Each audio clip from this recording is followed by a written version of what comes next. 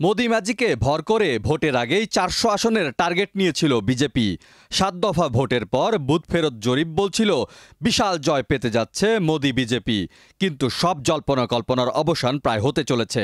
দেখা যাচ্ছে ২০১৪ সালের পর দারুণভাবে ঘুরে দাঁড়িয়েছে বিজেপি বিরোধীরা। পশ্চিমবঙ্গে এবার ধরাশায়ী হবেন মমতা। বুথ ফেরত জরিপে এমন কথা বলা হলেও ভোটের ফল বলছে উল্টো। গত লোকসভা নির্বাচনের চেয়েও এবার বেশি আসন পেয়েছে মমতার দল।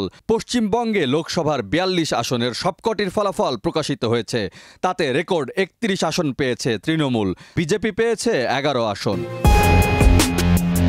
সবচেয়ে আশ্চর্যের বিষয়, বিজেপির ঘাঁটি উত্তরপ্রদেশে রীতিমতো চমক দেখাচ্ছে বিরোধী নেতা অখিলেশ যাদবের সমাজবাদী পার্টি। লোকসভার ৮০ আসনের এই রাজ্যে গেরুয়া শিবিরের বড় জয় ঠেকিয়ে দিয়েছে সমাজবাদী পার্টি। প্রশ্ন জাগছে, তবে কি উত্তরপ্রদেশে রাম মন্দির রাজনীতি কাজে আসলো না?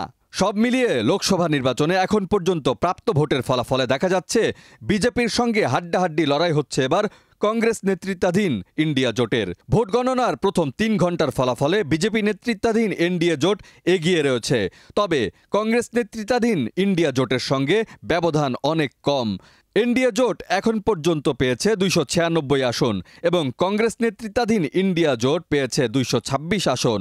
অর্থাৎ বিজেপির বিশাল জয় রুখে দিয়েছে বিরোধীরা।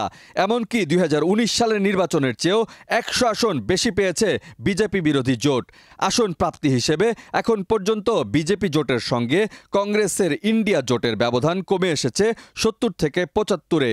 তবে দিন শেষে আনুষ্ঠানিক ফলাফলেই বোঝা যাবে কে কত আসন পেল, কার কত ব্যবধান।